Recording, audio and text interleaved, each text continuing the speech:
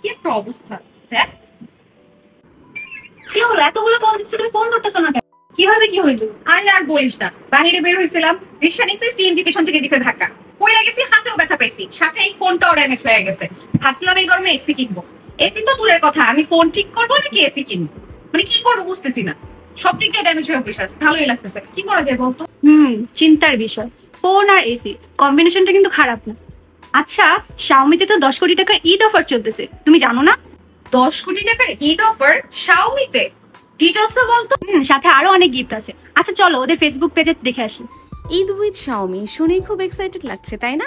সাথে 10 কোটি টাকার Eid offer, even Xiaomi smartphone কিনে জিতে নিতে পারবো নিশ্চিত উপহার। মেগা গিফট হিসেবে থাকছে 5 লক্ষ টাকা, মাল্টিডোর ফ্রিজ এবং এসি। এছাড়াও প্রত্যেক মডেলের ওপর 3,000 টাকা করে ক্যাশব্যাক।